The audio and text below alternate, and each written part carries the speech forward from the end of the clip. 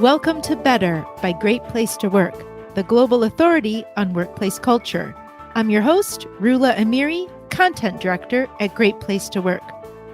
Monique Herena, Chief Colleague Experience Officer at American Express, joins me today.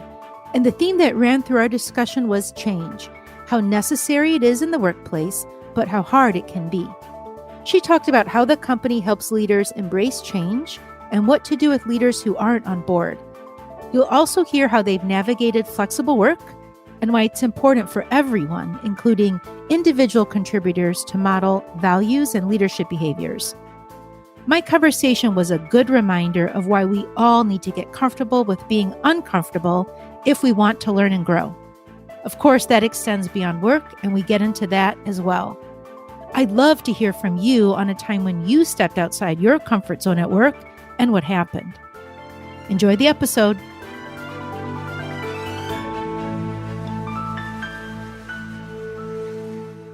Well, Monique, welcome to the podcast. I'm excited to have you on. I'd love to start with your title. You are the Chief Colleague Experience Officer. I've read that described as a blend between a CHRO, which is a Chief HR Officer, and a Culture Officer.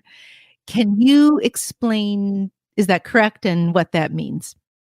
Really, it sounds very interesting, and it sounds like it would have a much more interesting story than the reality. The truth is, our chairman and CEO, when he became chairman and CEO in 2018, he set out a new vision for the company. It was really important for him, as he was starting out, to send a really strong signal that all employees at all levels in all areas of the company around the world were really important stakeholders and important to make the vision come to life. And so he started referring to our employees as colleagues when he rolled out that vision. And that was about a year before I started. And the vision was to provide the world's best customer experience every day. And so employees became colleagues, and it was a really important shift in mindset for people. Basically, this framework for winning is a one-page document. It rolled out refreshed blue box American Express values, as we call them, the leadership behaviors we needed to achieve this vision. And I started about a year later in 2019. And when I came, our work in HR, I thought, and he thought, could be very closely linked to that vision and that strategy. And when we created the new HR strategy, we wanted to make sure that we really helped him operationalize that vision. And one of the things that became apparent was calling our employees or HR seemed sort of out of sync with what he was trying to do. So what we did was make sure our HR strategy was very closely tied to the business strategy. I've always been very commercial in the way I think about HR.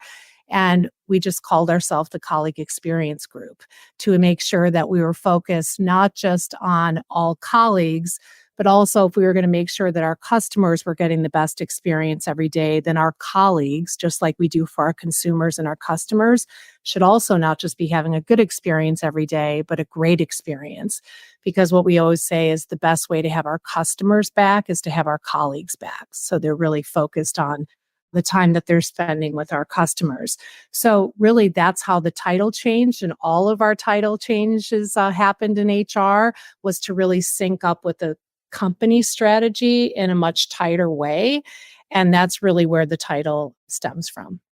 So that sounds like a significant change, a positive one, a good one. So let's stay on the topic of change. I know you've talked about the importance of embracing change, being agile, pivoting when necessary.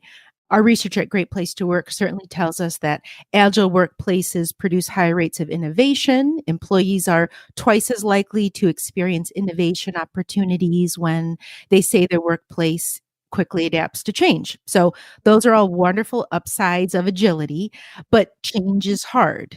It's easy just to do the same old thing, especially when the same old thing has worked just fine. That's why people don't change.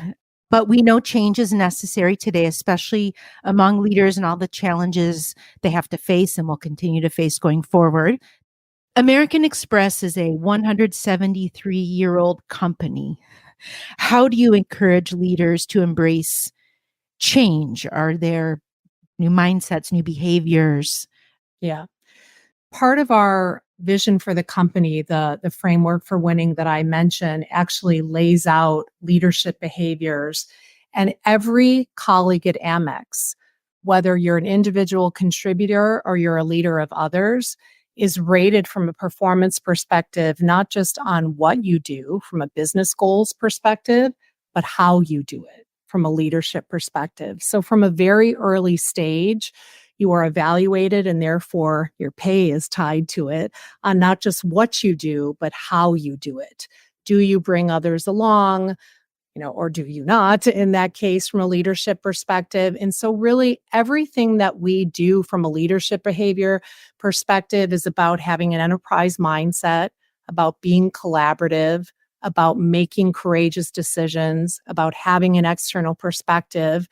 And to your point around the company's history, we would not be around for 170 years if we have not innovated time and time again. And the way we instill that mindset is through a lot of support, a lot of training and tools, and an expectation setting we have in the vision for the company that we need people to really sort of push against the status quo, push each other, have respectful debate, and really ensure that we are really instilling in people this sort of spirit of creative thinking, continuous learning, and bringing people along from a change perspective. To your point, it's human nature to want to stay the same.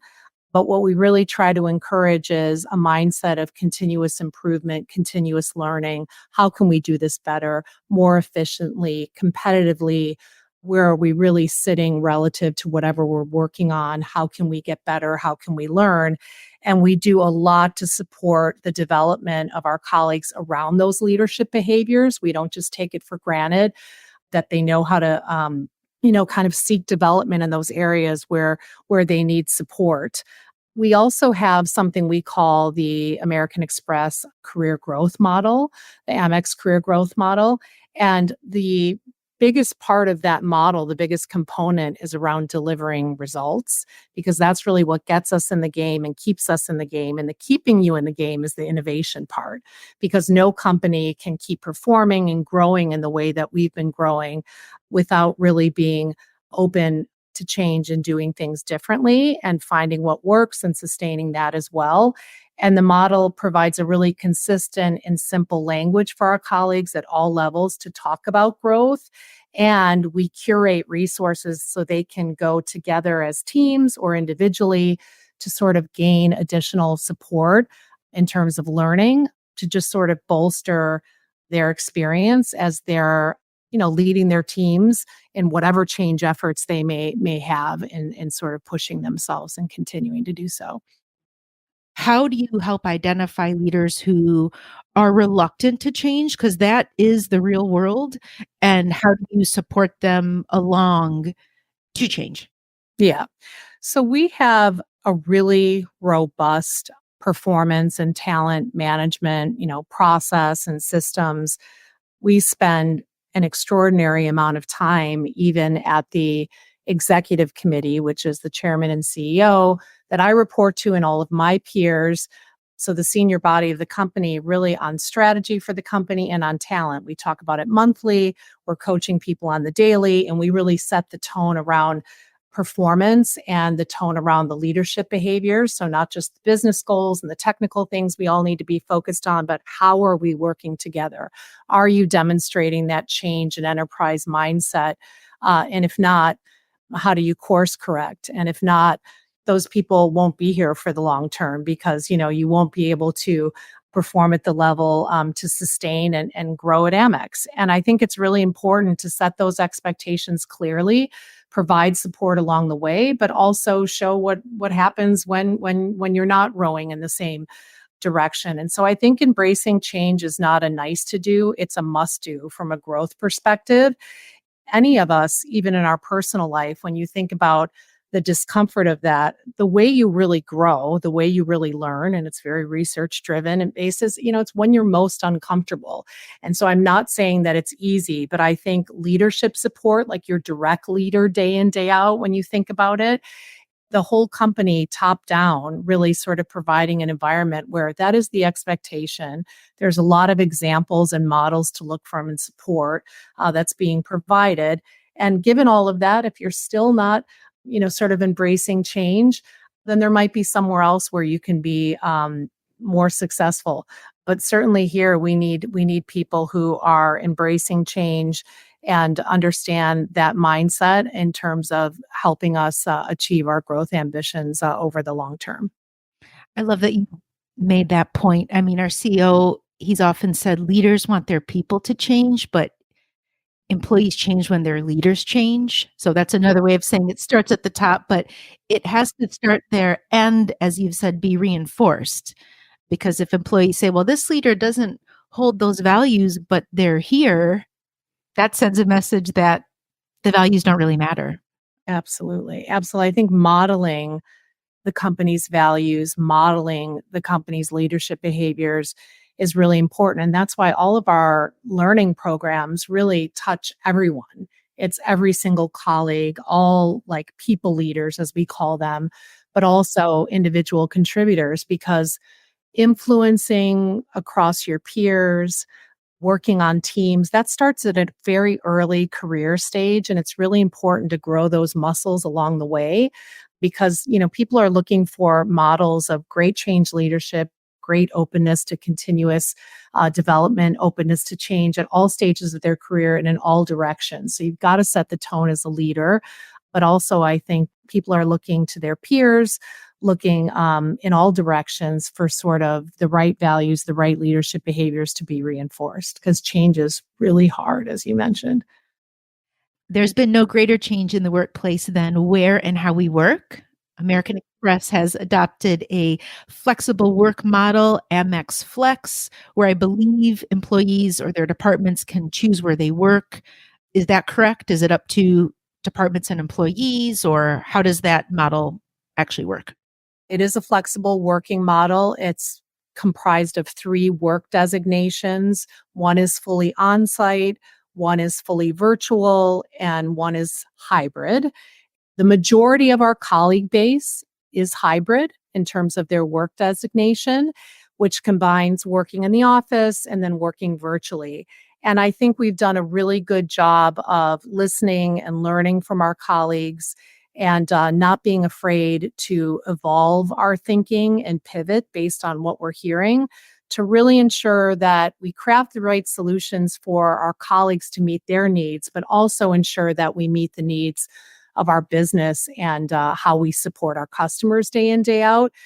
And we recently surveyed our colleagues, and in fact, 91% of our colleague base would recommend Amex is a great place to work. And that same percentage, 91%, feels supported by their leader in making decisions about their well-being.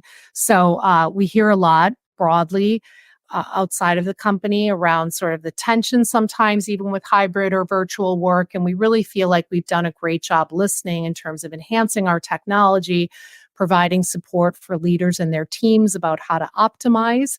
We all know some days are more challenging than others, but I think we've done a really great job of sort of tapping into the benefits of the best of both worlds, of having some time working virtually, but also being together, which we think is incredibly important. Speaking of your culture, you've been on the 100 best list for 24 years. You're the number one place to work in the financial industry. If you had to summarize the secret to this consistency, what would you say? First of all, it is a wonderful thing to be on lists where your colleagues are the ones putting you on those lists because it's really through their voices, through their experiences that are giving you those sort of rankings. So we have a lot of pride on that and pride in that. And I would tell you that we do really believe that it's important to continue to have a consistent investment across the most important areas of your business. And for us, our most important competitive advantage is our talent. And that's not sometimes, that's like all the time.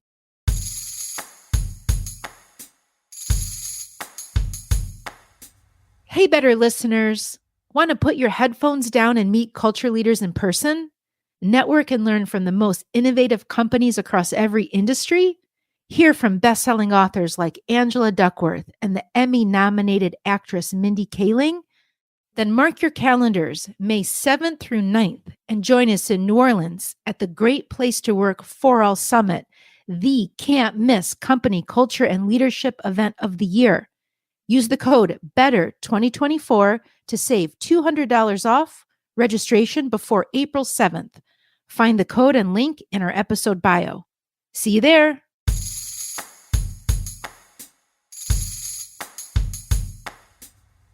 If you could go back and give your younger self some advice, what would it be? Yeah. What would I say? If I would give my younger self some advice, I would probably tell myself 4 things. I get asked this question from time to time, so I've thought about it a lot. And I happen to have 3 kids, so I think about it probably even more so because of that. So first, I would tell myself, today, as an adult, I'm known as a change leader. I'm known as a courageous change leader. But I would go back and say, even though I took a lot of risks, upon reflection, I would say take even more calculated risk. And the reason I say that is I would have pushed myself to do more of that because my career path was really full of surprises, and I really pushed myself, and many times others pushed me way outside of my comfort zone. And looking back, those were the times that I really grew exponentially, and more so than I realized at the time. I'm sure you know from a research perspective, we really do learn upon reflection and looking back. Those times where you've got a little discomfort in the belly, where you're really not sure if you can land on your feet and deliver in the way you need to, those are the times where you're really learning and growing the most. So I would take more chances and I would push myself even further. So that would be one. I think the second one is the importance of really leading with empathy and purpose. I think empathy is really the key to the universe and a lot of the solution to things that are going on in the world. And I think that's the most important part of leadership. And I think throughout my career, what I have found that yes, the business goals and the vision and bringing others along with you are really important, and having them see that with you and want to follow you towards achieving that, but really understanding who people are, what motivates them, helping them understand who you are, and being open to that, and building trust in that way, and really understanding how that shared purpose and vision you're trying to achieve connects to them as people, connects to you as a person. You know, those authentic leadership sort of connections with your team just make it so much more fulfilling for you and for everyone on the team, and how they connect and work with each other. And I just think that it's really important. We all spend a ton of time at work. This is our lives. We got, one shot at it. And I just think that type of empathy and environment just makes it so much more fulfilling. So that would be the second one. I think the third thing I would say is that I don't think that you can balance your work and personal stuff, I have learned, but I think you can integrate it fully, some days better than others. And I would tell my younger self to give myself some grace and not apologize for being one person with one calendar. And I have gotten really, really good at that over time. And I've helped a lot of other people and encouraged them to do the same. I've got a really strong and supportive home team and community, and I think that's crucial for long-term success as a leader. And I think you've got to make decisions, and whatever your home team sort of looks like, as a team, because they continue to inspire and influence me. I don't have any guilt about the job I love, and I don't have any guilt about the home team that I love. I really try to integrate it the best I can. I don't associate any negativity with us. All of us are human. We're going to miss some things. We're going to be in some places when we wish we were in other places. But if you're lucky enough to have a passion for what you do and love what you do, I think it's all positive and just kind of trying to find ways to manage your energy to integrate it the best you can, but know that it's never going to be perfect and no one person has it figured out. So I would give myself a lot more grace as my younger self. And lastly, I would just say, like, seek out really different experiences early, really diverse experiences early, and really embrace growth opportunities. All of the times that I was young and dreaming of traveling around the world, I didn't have a lot of role models that did that. But that's for some reason what I wanted to do. And I ended up doing it. And I moved a couple of times around the world as an expat. I was managing people and working with people from a lot of different cultures. And I think the more you expose yourself to different thinking, different culture, different ways of doing things, the faster you grow as a leader and as a person. And I do think that seeking that out is really important. We talked about pushing yourself outside of your comfort zone. I think that's one important way to do it. Where else have you lived? I've lived in Dubai with my family for almost 4 years. I lived in the Caribbean for about a year. And then we've moved across the US many times. Yeah, we're pretty good. We're pretty good at moving. You're agile, right? You can pivot, you can pick up and go. Agile for sure. Yes. Yes. Just want to follow up on one of your points. You mentioned empathy and needing that as a leader. And that's something Kelly Jones mentioned when I interviewed her at Cisco. She was talking about these soft skills like that and how become hard skills as leaders. So I think in our younger selves, if those skills are taught as hard skills, those softer skills, that we'd all be more empathetic and kinder to ourselves, and then therefore, in our work. So hopefully that's a shift people are making. Yeah. I even think the terms like hard and soft skills are like we just need to drop that. I think there's a lot of terms that start out for good reason, sometimes based on research, sometimes based on just an easier way to get people to understand a concept. But they don't always do us a great service because all of those skills are critical. They're all business skills, they're all life skills. And, you give this unnecessary sort of hierarchy or importance to the hard skills. But in fact, they're equally important, they're equally impactful, to being successful. Is there anything you're reading or listening to that you'd recommend to your peers? Yeah, in fact, I just gave a copy of Adam Grant's most recent book to my team. I was lucky enough to host a conversation with Adam that we broadcast live to all of our colleagues recently on coaching and direct feedback with Adam, and got to chat with him a little bit. So that was great. So I read his most recent book, which is called Hidden Potential.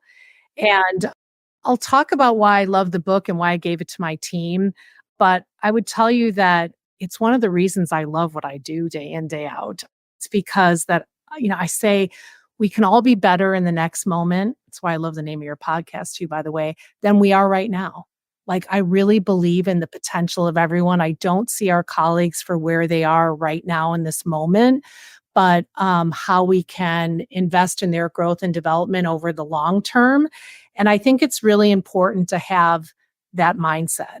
I think there is a way to look at the world as a lifelong learner, that no one really ever arrives. No one ever needs to be labeled as one thing or the other. We can all grow and change. That's what's amazing about learning. In fact, I was in my 40s when I got my second master's at Columbia in change leadership and organization psychology. I was already a sitting chief human resources officer. And somehow, don't ask me how now in retrospect, at the time, to go do that. And I tried to really model being a lifelong learner. It doesn't matter what job you have, at what level, that we can all be better and learn in the next moment. So, one of the insights I loved about Adam's book and that really resonated with me is that it's discomfort and really getting out of your comfort zone. That's what unlocks hidden potential. And that there's no sort of person that has some unique ability to learn in a better, more efficient, more sophisticated way than another person. that it's really a muscle and a skill, and learning really is a skill, and it's how much you put into it, how many times you're willing to fail, how much you're willing to be humble and learn from failures, because we don't learn the most from success.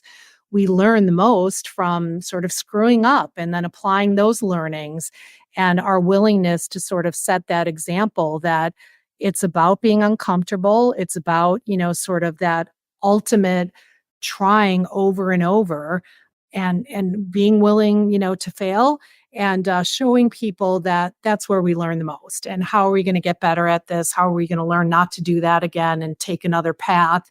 And I think that that kind of growth acceleration that happens, and we've seen it in ourselves and so many others, is really important to teach, I think, at every stage of development, including in schools. And that's what I really loved about his book.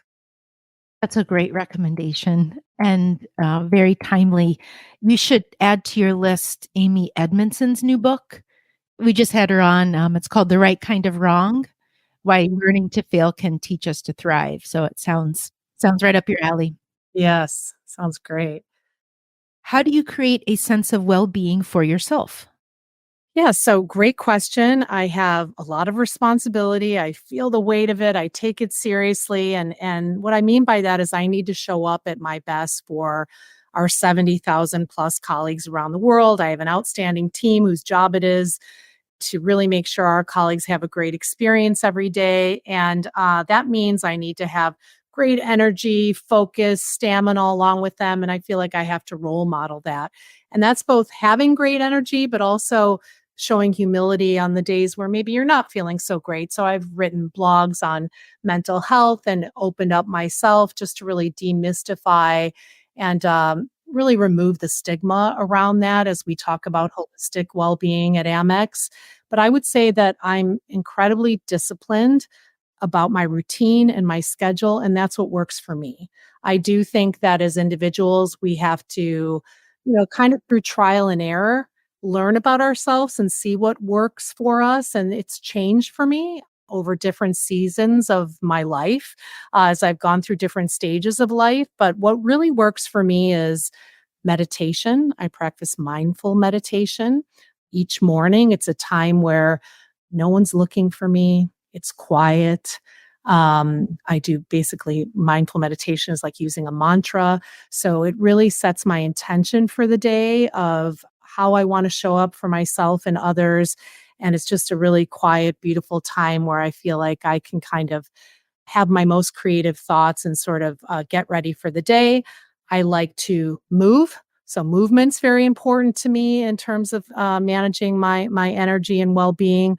So for me, it's Soul Cycle, which is spinning and lifting weights. So throughout the week, I spend time doing that. And then really nutrition. So fueling my day with food and beverages that really give me energy versus take energy away from my day. I have long days. Sometimes I have evening events. Many times I have evening events. So I think really fueling yourself in a way that helps you manage your energy through movement, in my case, through meditation, through my nutrition is important. And then one of the ways that I take care of myself is, yes, I work very hard and have a lot of responsibility, but I also spend a lot of time with my family. I have an amazing husband. I have 3 kids, 2 in college and 1 still at home. I have a great dog. We live in New York City. Central Park is close to where we live. So it's like the best backyard in the universe. So I spend time with my family, which really helps me recharge as well. Well, Monique, thank you for joining. Thanks for sharing all your insights and tips. I really enjoyed the conversation. Yes. Thank you, Rula. I really appreciate you guys having me. It's been great. I really appreciate it. Thanks for listening. If you enjoyed today's podcast, please leave a 5-star rating, write a review, and subscribe so you don't miss an episode. You can stream this and previous episodes wherever podcasts are available.